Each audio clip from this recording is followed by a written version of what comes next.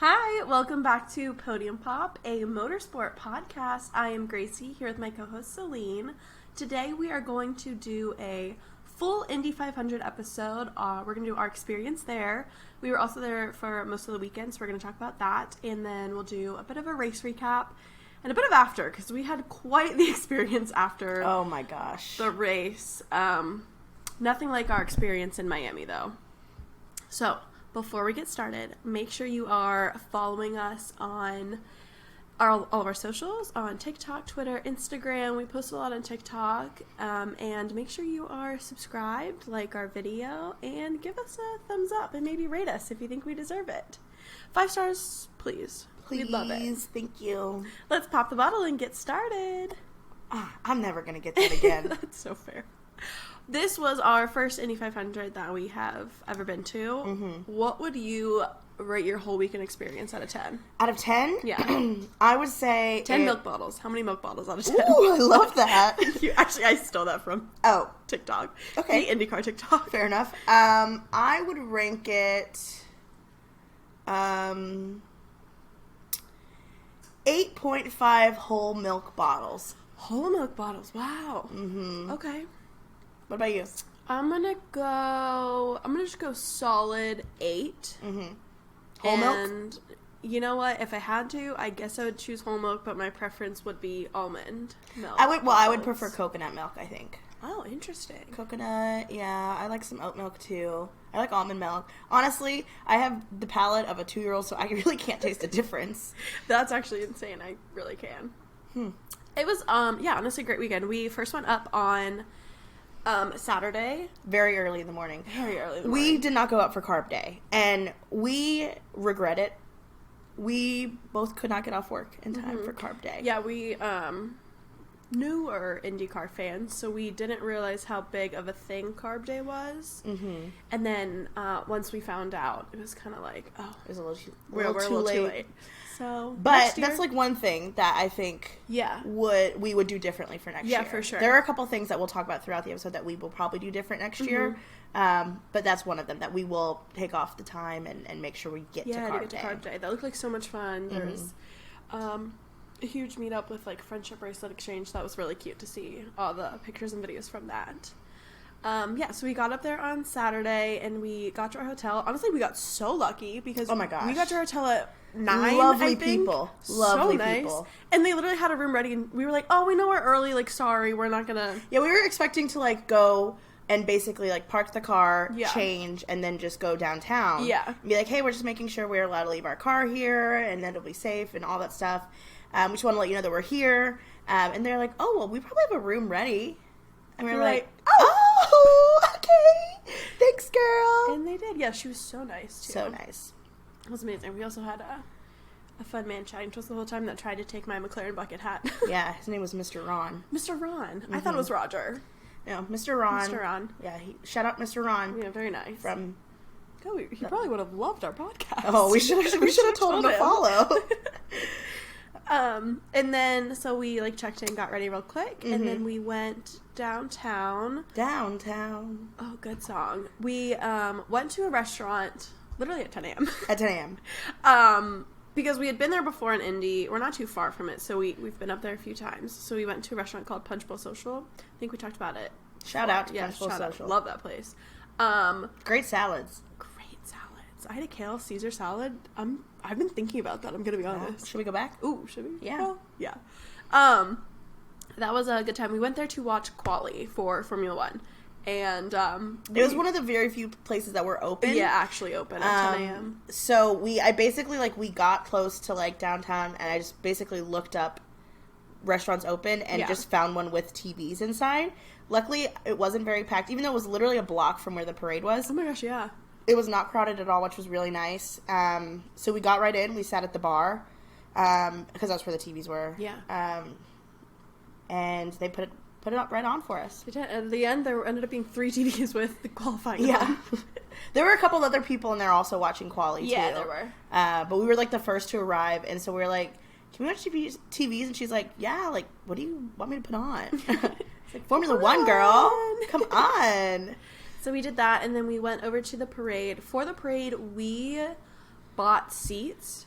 Which I do suggest. Yeah, 100% I would recommend that because we didn't have to, like, worry about, like, camping for a spot or finding a spot, like, making sure they're early enough. At the end of the day, they really weren't that expensive. Oh, no, they were not. And worth the price, I think. Yeah, definitely worth the price. We, like, got the front row seat. Honestly, I think it was, like, $30. It wasn't bad at all. So if you have it in your budget and you're going, that's something I would definitely recommend to do. We were just right there along the parade route. I could have stuck my toe out a little further and a cop motorcycle would have hit me. Yeah, just your little toe. It literally was insane. We sat next to a really cool character. Their whole family was so fun. Yeah, we named him Indy Tony. We did name him Indy Tony. And he ended up on Pato's Instagram, and I was literally right next to him, and I was like, damn, I was so close. He was so, like, bold and just screaming screaming things out. Like, people would walk by, he'd be like, yeah, let's go. Like, these just, like, high schoolers marching parade, like, marching band. I loved it, because, like, nobody was cheering, and he'd be like, yeah go Flashers! He was very supportive. Yeah, no, loved it. If you go and watch our TikTok of the parade, you could hear him in quite a few clips. And funny. His comments were so funny. And it got a lot of the driver's attention. Oh my gosh, so everybody kept just looking at us. Yeah, he was very knowledgeable, too. Like, he knew, like, the backstories. He was screaming at, like, he was, like, cheering for, like, the wives of the drivers. Yeah. He was like, Emma! She was so shocked someone knew her name. Yeah, it was funny. It was so funny. So we had, like, accidentally, like, a really good group around us. We also had a lot of people drinking around us, which brought the energy up, I won't lie. Like, the people behind us were screaming, and so it'd be, like, quiet, like, the driver would be driving, be, like, quiet and some, like, claps, and then it would get to us, and they'd be like, yeah! And we were just surrounded by it. The whole time we also kept being like, I didn't know we could bring alcohol. Yeah, so we were just sober. We were just straight up sober, surrounded by all these drunk people. We're like, oh. We got a Bloody Mary at breakfast. It was 10. It was brunch. It was brunch. We had salads. The way I laughed at breakfast. We had salads, so it was fine. No, like, what else are you going to drink a Bloody Mary? I love one. Right. So, It was a lot of fun. The parade, amazing experience. It really was so super cool. Not even just the drivers, but everyone that came along. Yeah. There were so many people. Like, there was Purdue was there, the Colts players, there were some basketball players, there were some other sportsmen, obviously the drivers. Dylan Sprouse was there because he was the Grand Marshal, and once again, our friends to the right of us, he was, like, shouting at Indy his family. Yeah, he was, like, shouting out to Dylan, and so Dylan pulled out his camera to take a picture of him, and I was like, this is my moment, so I just leaned in and got in the picture. So I don't know if I'm cut off. That. I checked his Instagram last night. Nothing yet? Nothing yet. So, yet is the important word. I could be half in it. I could not be in it at all. But I saw my moment, and I was like, oh, I'm getting in this picture. Yeah. There were some professional cameras in, like, the car of Stingray Rob's truck. And he kept going, what did he was like, the people next kept Netflix. No, they kept going, or 100 Days of Indy? Yeah. Is that you? It was funny. So it was great. Yeah, they had a great time. Honestly, great parade. We kept making jokes. We were like, should we hang out with him after? I know. Like, we so what are we doing? What's the vibe? What's the move? You gonna adopt us for the day? Yeah. Hey, new family. Yeah. So we didn't have any plans for the rest of the day, so we kind of just hung out downtown. We got a couple drinks. We went and found a lot of the drivers. So downtown, they changed a lot of the street signs to, like, the drivers' last names. And they add those in. And so we took a bunch of pictures with those, which the pictures turned out really cute. The pictures were so good. The lighting weather was perfect on Saturday, which, spoiler alert, did not last the whole weekend. But the pictures were really nice on Saturday, or the weather was really nice on Saturday. The pictures turned out good. So go look at our Instagram, please. Yes, go look at our Instagram. We post them on TikTok, too. Podium Pop on Instagram. And then we got some pizza.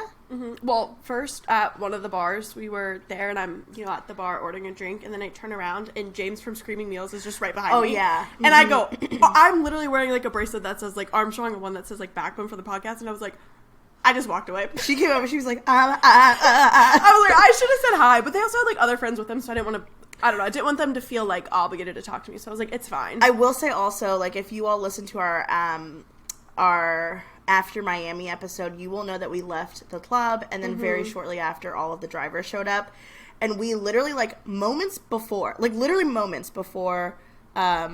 James and Clem got there, We were like, maybe we should just, like, head out to the next one. Like, I don't know, like, is this the we'll vibe? go home. Yeah, like, maybe we'll head out, we'll get some pizza, we'll go back. And then they walked in and we were like, oh my gosh, it almost happened again. It was like, we didn't go up to them, like, they were having fun, like, we weren't wanting to bother them, but it was just cool to be there at the same time and be like, oh my god, I saw them in person. But the fact that it literally almost happened twice. We would have never known, though. We would have never, they didn't post about it or anything, but, like, if we found out, I would have been like, I don't know. It was just like I would have almost... thought we're cursed. Cursed, literally. Yeah. We were never allowed to, like, leave anywhere. Also, that man is much taller in person. I literally was like, oh, okay. Me, like, carrying our 2 high noons. Yeah. So, it was a lot of fun. Yeah, it was so much fun. We got some deep dish pizza. What is it called? Giordano's? Yeah, Giordano's. I knew there was an R in there. Yeah, so we went to pick up that. So we accidentally walked to a Buca di Beppo first. Which, we walked in, I was like, that's a kitchen. I never knew a Buca di Beppo. I didn't know that was their shtick. I walked in, I was like, Gracie, it's just a kitchen in there. And the man out front goes, no, you walk through the kitchen. And in my head, I was like, they do that at Buca di Beppo. That's what you do at Buca di Beppo. And then I was like, maybe they do it here too, whatever. And then I'm walking in, and I was like, Celine, I think we're in Buca di Beppo. You go, no, we're not. And then I walk further, and I go, that's the Buca di Beppo sign. Uh-huh. Turns out it was next door. I do have that. I was logging at the minute. Oh, yes. You see us walk past the actual pizza. Yeah. In frame, we walk past the pizza place, and then we go into Buca di Beppo. It's like I go... You walk past a friend and we go, yeah, we're going to go get pizza. And then you just see the sign in the background. Yeah. So look out for that. That's pretty funny. Yeah. We will be posting that one. So we got back to our hotel. We went to bed very early. Okay, we went to bed at like 9:30 or something. I woke up around like 11 because our neighbors were like probably just getting home, going out, whatever. And I was like, I thought it was so late. I also like normally go to bed at 11. And I was like, oh my god, it's like 4 a.m. They're being so loud. This is so rude. And then like an hour later, I roll over, you're awake too, and I go, what time is it? You go, midnight? I was like, there's no way it's midnight right now. Yeah. And then I ended up being up for 2 more hours. I went right back to bed. No. I got a full, probably solid 8 or 9 hours. Yeah, no, I was unfortunately up for a little bit. Yeah.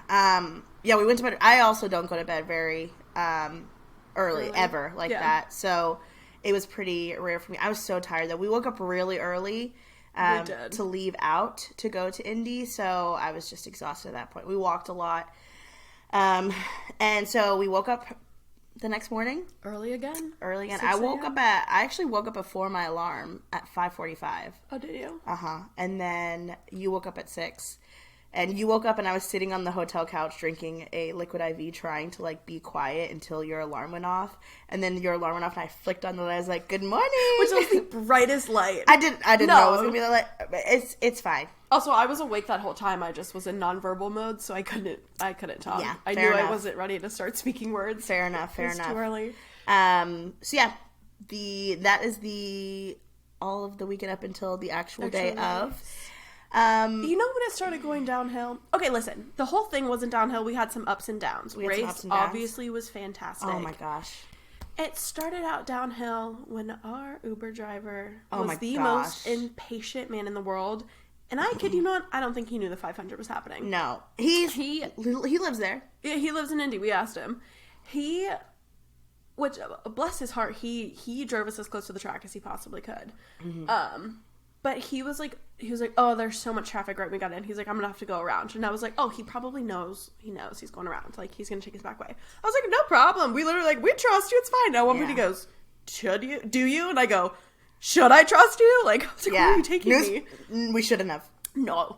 And he just, like, kept trying to go around traffic, and it took us longer to get there than it would have. Then we were just waiting in traffic. Yeah. He was like, and it would be like, it was a little frustrating because we would like we'd start going one way, he'd like peek around to see if it was like clear, and there would be cars, but there wouldn't be a huge amount of cars. There'd be like 5 cars. He'd be like, oh, too much traffic, I'm finding another way. I'm like, dude, pick your battles. I know. And then he kept just being like, and like groaning, whatever. It's like, he's like, how far can you all walk? I'm like, well, I'm paying you to get me close. Like, I get it if you can't go any further. But, like, I'm not just going to get out and walk a couple miles because you don't want to sit in traffic when you are choosing to drive during the Indy 500. It was just frustrating. He kept being like, well, I don't want to get stuck in traffic on the way back. Like, I'm like, I get it. No, I get your frustration. 100% understand that. I wouldn't drive during the Indy 500, but I also wouldn't accept a ride during the Indy 500. Yeah, I don't know. And keep in mind, we weren't even, like, far from the track. We were 3 miles We were 3 miles away from the track. Like, and it took us 40 minutes to get there, which, I don't know, he could have just kept going the right way. I would, honestly, I think it was over an hour. Yeah. Eventually, he just kept going other ways, and then I was like, sir, can you go down this road, We just started directing him. I literally just started directing him. Yeah. And then finally he was like, yeah, and then he kept being like, well, I'm not going to be able to turn around anywhere. There were side streets everywhere for him to turn around in very quickly. It was just very frustrating, and I tipped him very well, because I knew he was frustrated, and I knew maybe he didn't really know what he was signing up for, but... I hope he didn't accept another ride. I really hope he didn't.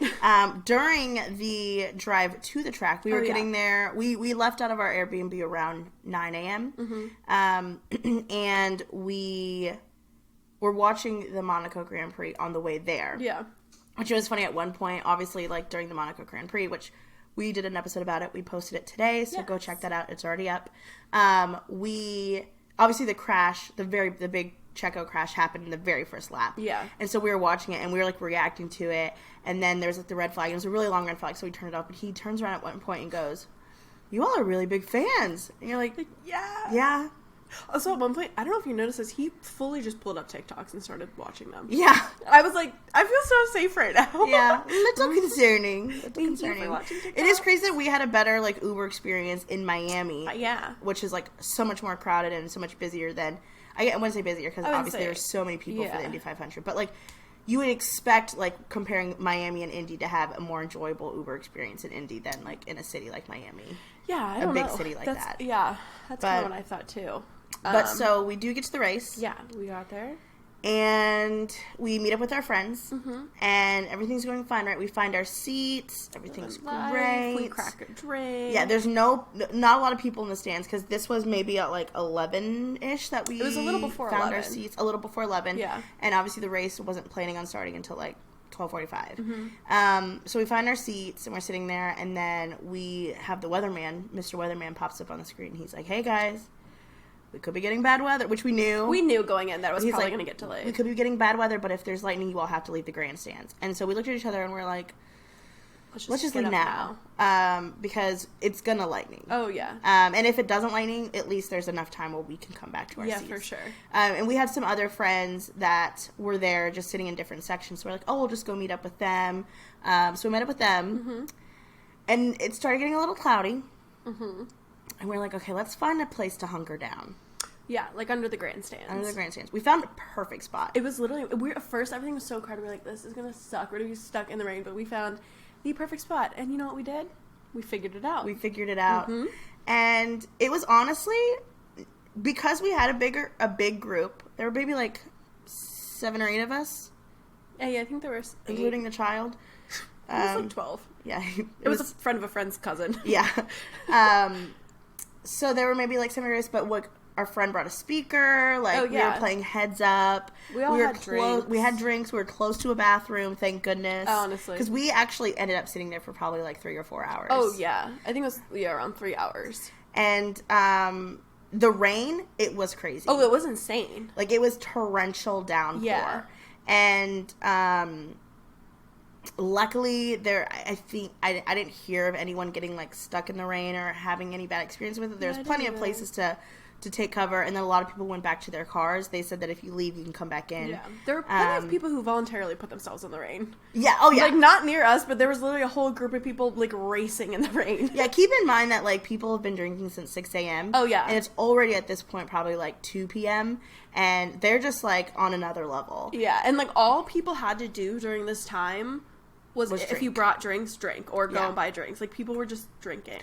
I will say that you could definitely, like, tell people were drunk and frustrated after, like, the rain delay, and they're like, okay, you can get back in the grandstands. Like, the tension was high. Like, you ran into people, and people were like, get out of my way. Like, it was just a little, like, that old man. Well, yeah, we had 2 experiences. We were just still waiting. We were, like, eating.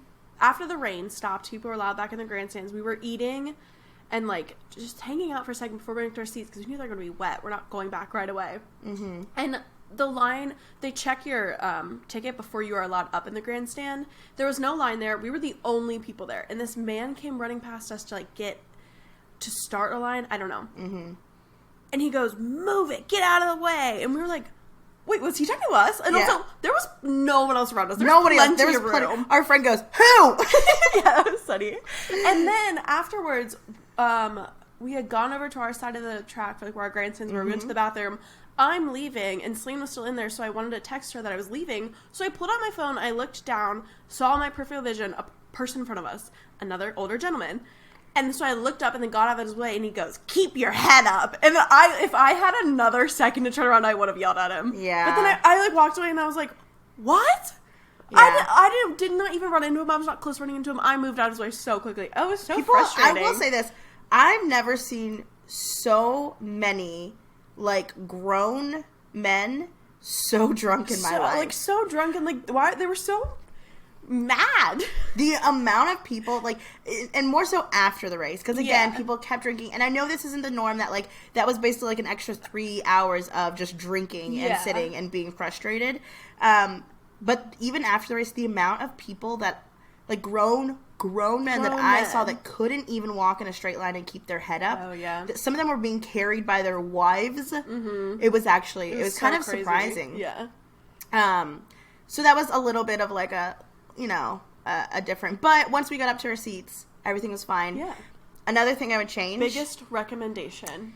We sat directly in the middle of a grandstand. Mm-hmm. Of a row. Yeah. And our seats, like, level-wise were really Right. good, but it was impossible to get in and out. And keep in mind, it's a 200-lap race. You have to get up at some point. You have to get up, you have to go to the bathroom, you want to get some food. It was impossible to get in and out of there. Like, it felt like we were, like, stuck. I felt so bad. Like, Yeah. we got up midway through. Yeah. And then came back. I felt so bad. Mm-hmm. I'm just glad we, like, got back before, like, all that excitement started happening. Yeah. Mm-hmm. Yeah, we were like, excuse me, sorry. So if excuse we me. could change it, I think we would try to find it. We don't have to be at the end, but just No, closer to closer to the one side or end. the other. Yeah. We were, like, actually, like, literally, like, halfway in the middle. Yeah. Perfectly. But luckily the people around us were so nice. Oh, they were so fun. They were very, very sweet about it. It could have been, like, if we got, like, another, like, nasty person. Yeah. It could have been annoying, but they were very nice and Yeah. they let us through, Ended up being obviously. fine.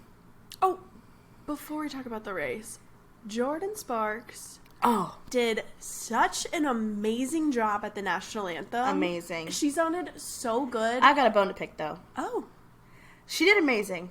okay. Fantastic. Okay. She gets done with her little session. The DJ comes back on. What does he do? He remixes a song with Solo by Jason Derulo. Yeah, that was a little fucked up. Jason Derulo, That's aka fucked up. Jordan Sparks' ex-boyfriend? Mm-hmm. Have some class. Really Have some rude. class. That was really rude. Also, I love the Thunderbirds and the Thunderbirds flying over. Oh, That's yeah, always it was really cool. So, we are also going to kind of skip the race. We're going to talk about after the race, our experience with that, and then we'll actually do the race recap. Mm-hmm. Disclaimer. We knew getting an Uber out of there was going to be bad. We knew it was going to be bad. We knew it was going to be hard. Mm-hmm. But we wanted to drink for the day. We were being responsible adults. We didn't drive a car. We're going to Uber. I'm throwing that out there. So nobody can be like, what did you think was going to happen? Yeah, we knew, and I, honestly, like, we weren't horribly upset by it. Like, No, honestly. we got home, we were still in good spirits, but We had fun. we did not get home probably until, like, what, 10:30? It was 10:30, and Kyle Larson, who finished the Indy 500 and then went down to Charlotte for the NASCAR Coca-Cola 600, which he didn't end up getting to race in because they called it. But Kyle Larson made it to Charlotte, North Carolina before we made it back to our Airbnb. He made it there an hour before we got back. Yes. That's all. So, it was a bit of a hot mess. 100%. And we have heard, this is our first Indy 500. Yeah. We did hear that this is not the norm. We Yeah. knew that, like, we heard that there's always traffic, as Of course. always. Like, it's a huge event. But it was on, like, another level. And I think it could have been a lot of different things. I think, again, people were much drunker than they Yeah. normally are. Or I guess more drunk people than they normally are. More people frustrated trying to get out of there because they've been there longer than expected. Yeah. And I think also, what did you hear about it? I don't know how valid this was, but I've heard that apparently, once again, I just saw this on Twitter. So, apparently there were a bunch of cops who had worked their allotted hours, which apparently was 15, 17, I forget what it was. And so a lot of them literally had to leave and weren't allowed to work anymore. We've heard from some other people that they had talked to cops who had been there for, like, only 5 hours. Not only, that's still a long time, but for 5 hours. So I don't really know. But we've heard that apparently some cops weren't allowed to be there. They hit their allotted work hours, so that's what made it worse. There wasn't as many people directing traffic out. Mm-hmm. Not too sure about everything. Yeah. I mean, we've heard from a lot of different people that they just had really, really bad experiences getting out. Ours wasn't horrible compared to some, like, of what other people dealt with. Yeah. We basically just had to walk really far to get an Uber. We literally almost walked all the way home at that point. Like, we walked halfway home. Halfway home. Like I said, we were 3 miles from the track. The only thing I even had looked up before, there wasn't really a designated spot for rideshare. Yeah. So that doesn't make sense to me, and I know it's hard. I understand that, but I feel like there should be a better solution for people who want to ride share other than having to walk halfway back. I think if we could do something different, one, we would just have someone DD. Yeah, for sure. And find parking close by and just realize that we're going to sit in traffic. I think the other option is they did have shuttles. I don't know where those shuttles went. I couldn't tell who they were for either. Yeah, I mean, you had to pay for it. So it's different from Miami. Like, they had complimentary shuttles to take people out to do rideshare. Oh, did they? But they did have shuttles that they were like, if you bought a shuttle ticket, this is where you go, basically. Oh, I didn't know about that. They didn't advertise it very well, because I would have been like, yeah, we should definitely do that. We had such a great experience with the shuttles in Miami. I would have paid money to do that. God, we would have been stuck in all the traffic though with the shuttles. That's true. We would have been gridlocked. But I think that it's still, I don't know. Who knows? It could have been just as worse. But honestly, it wasn't horrible. Again, you just have to be prepared to walk. And I think it also was harder because it was so late, so we ended up walking in the dark, which we had a group of us. It wasn't just me and Gracie. Yeah, there were 4 of us. So I wasn't, like, nervous about that. No, but, like, fine. if it was just, like, me and Gracie, I may have been like, oh. It was all flat, too. Honestly, if there were hills, I would have been pissed. Yeah, no, it was pretty... Yeah. Thank God we were in the Midwest. No, and there were also a bunch of people walking. Like, we walked to a point, and we got to a gas station. We were like, okay, we can figure this out here. Because for the longest time, it was just this main road, and all it was people funneling out. There was no in, and then the side streets, there was no in. So cars couldn't turn in. So there was no way for an Uber to even get to us. Mm-hmm. And, like, there's no way there's going to be an Uber on this traffic from people leaving the track. Yeah. So we honestly just had to walk until a car could come in from a side street, which luckily we found one. Our Uber driver, once again, a saint, he waited probably, like, 15 minutes for us to get to him. Yeah, because we called it thinking that he could get to us, and then he's like, they won't let me any further back. Can you walk to me? And we were probably still, like, at least a quarter of a mile away, probably more. Yeah. And so we're like, yeah, we'll walk to you. Yeah, we did. If you could wait. And it was actually, like, there were a bunch of Uber drivers there. Yeah. And they looked like they were having a great time. All the Uber drivers were out of their car. They were chatting with each other. Some people were playing music. Yeah, it was kind of a vibe. But we get up, and it was our friend Darian who called the Uber. So we, like, are walking close by, and we're like, where is he? And we just hear, Darian? And we're like, thank God! And then also we get in the Uber. It took us 5 minutes to get back. Yeah, no, it was it was like almost kind of embarrassing how close we were to our Uber. But our Airbnb. It still would have been like a mile and a half at least. So it was chaotic. Again, definitely things that we know now, like doing it once. And again, it was a rare experience because, again, normally it finishes with plenty of daylight left. Oh, yeah. And I think also when there's more daylight left, more people are willing to, like, hang out around at the track. Oh, that's such a and, like, tailgate a little bit or just, like, walk around versus, like, it was, getting dark. People just wanted to get home. Another round of storms were coming in. Yeah. Which we got back to our Airbnb, and, like, 2 minutes later it started storming. It was, like, a pretty bad storm. Like if we would have been caught outside, I'd have been like, okay. I think I would have. I don't know what I would have done. I literally don't know what I would have done. I don't know what I would have done. But all in all, 8.5 milk bottles. 8.5 milk bottles. Honestly, like we said, it wasn't bad. Our spirits were still high. Like, yeah.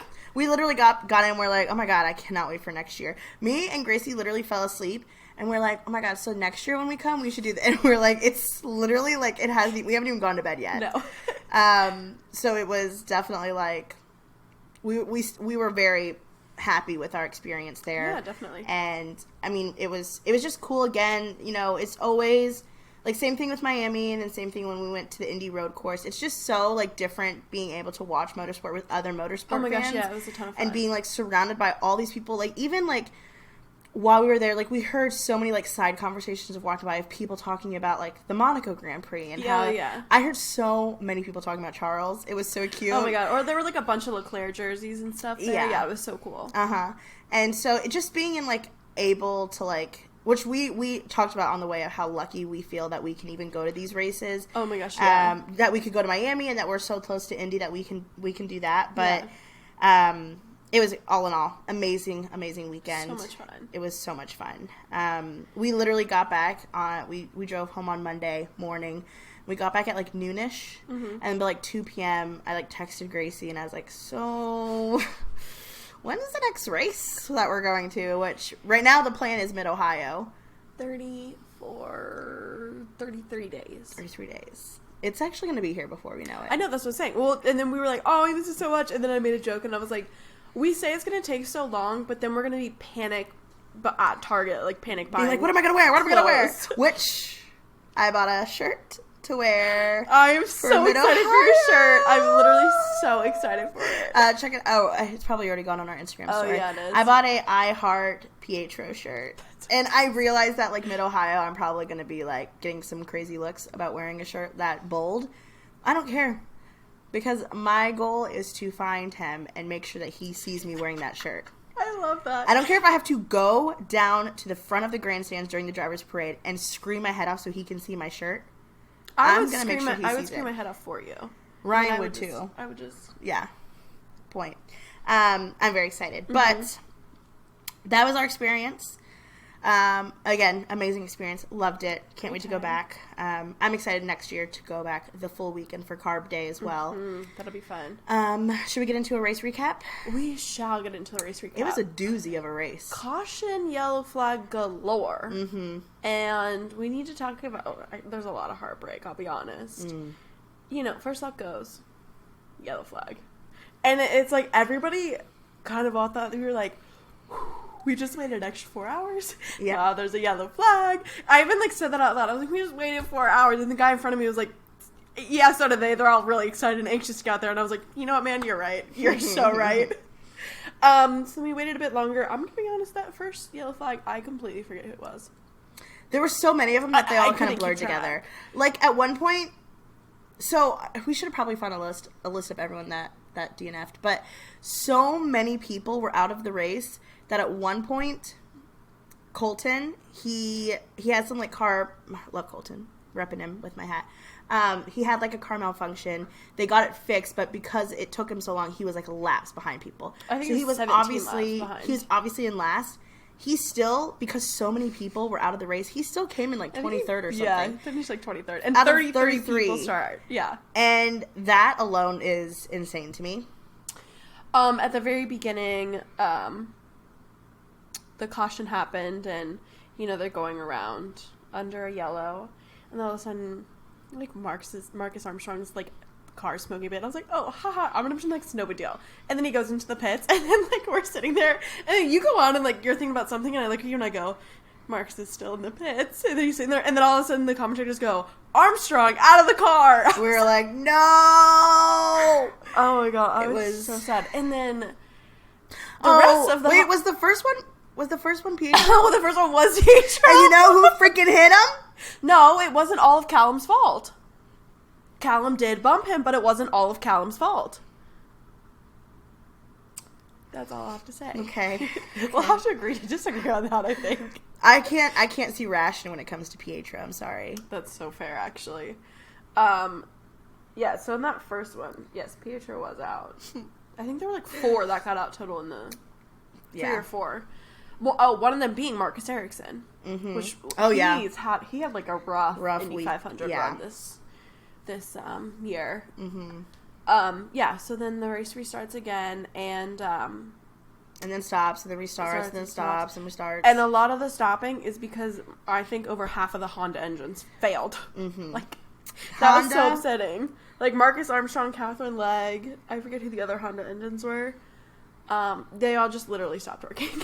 So that's great. Yeah, Can we figure that out, please? At one point, like, this was, like, around the halfway point, we went to the bathroom, and me and Gracie, like, just there were, like, all of our, like, favorites. Literally everybody but Arrow McLaren, like, all of our favorites but Arrow McLaren were out, and Kyle Kirkwood. Yeah. Oh, and Pillow. I just keep adding people. We have a lot of favorites, obviously. And then we were like, I was like, we have to stop rooting for people. Yeah. We literally have to stop rooting for. So we're gonna curse them by accident. I didn't say anything about Arrow McLaren once we got back. Rossi started leading while we were down in the bathrooms, and some man goes, "Whoa, Rossi leading! All right!" And they look at him, I go, "Rossi's leading?" And he goes, "Yeah." And I was like, "Okay." That's fine. Everything's fine. Everything's fine. But she started leading at that point because of pitting. But once we get back to our seats, so this is a round lap, like probably like 120 to 130. Yeah, 120 to 130. Sure. This is when things start getting interesting. Exciting. At one point, it was Pato and Alexander going back and forth for a while. Which that was just like genuinely. I know it's like a thing. Yeah. That was like beautifully, it was like a beautiful practice dance. I was obsessed with it. Mm-hmm. And they were switching they were both in front. They were switching who was leading the race to save fuel. And so literally just on the main straight, they would switch and then they would go and then they would switch and they would go. They probably did that for like 5 or 6 laps maybe. For a while it felt like. Yeah, they've been doing it for a long time. So it was going really good. Alex did pit, and I think that's where the issue is then Pato didn't have him to go back and forth with, and then Joseph Newgarden overtook him, and then that's where it started turning more so. Well, and then a couple more people pit. There's like another round of pits. Yeah, there was after full that round of pits. And then near the end is when it was kind of Joseph and Pato going back and forth.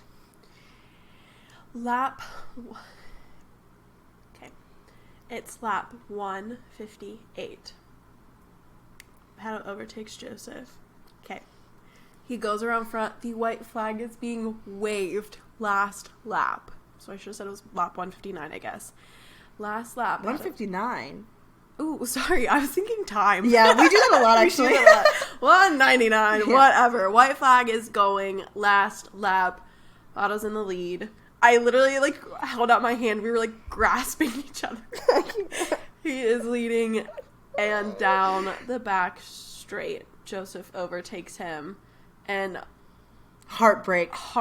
The whole crowd. There were people cheering for Joseph, and I get that. He's an amazing driver. He did a great job. But everyone was like, it's Pato's moment. We were we were already, because, everyone was, already whoa, he overtook the second, the last lap. That's amazing. Everyone blah, blah, blah. was freaking out. It happens again. It was... Which... We will throw our kudos and congratulations to Joseph Newgarden. Yes. He deserved that. He raced hard. He raced well. Yeah. And he was so respectful to Pato, He was so respectful to Pato. He raced fairly. Mm-hmm. Oh, yeah. This time. And... We're not the biggest Team Penske girls, but we are giving our congratulations to Joseph Newgarden. We're sucking it up and we're congratulating. Stop! You can't say that! No, I mean, we are. We do mean it. No, it's just hard for us to say. Especially because we're passionate fans. Yes. We're allowed to be. It's just hard. Yeah. It was heartbreaking. It was heartbreaking. I didn't even know... okay, and then, of course, they, interview Pato afterwards, and him getting out of the car, and he's crying, and his team's hugging him. I couldn't... our friends that were with us aren't, they're, not motorsport fans. Yeah. They went for the experience. Yeah, and one of them has lived in Indianapolis for a while, so he, wanted to go. When Pato came on the, screen and they were interviewing him, I was like, stop! I can't... I literally was like, I cannot listen to Plug in my ears, and our friend Lauren was like, girl, what? Also, the old drunk guys in front of us, heartbroken. They were very much not Joseph Newgarden fans. Yeah. And I don't even think they necessarily were rooting for Pato. I think they were rooting for anybody but Team Penske. Yeah. And, the explicits that were coming out of their mouths, the wife turned around and she goes, I'm so sorry. And it's like, no, it's okay. He's passionate. Yeah, we all get that way sometimes. But he was, threatening to, derobe himself and pee on the track that. So that was something he said. He didn't say the word derobe though. Sure didn't. He did not. We were like, yeah, everybody was.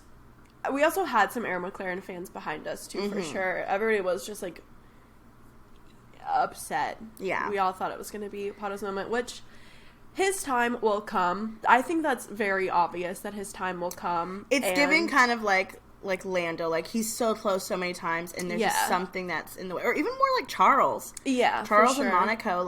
I was debriefing the weekend to my coworker who doesn't really follow motorsports, but he puts up with me telling him about every single race.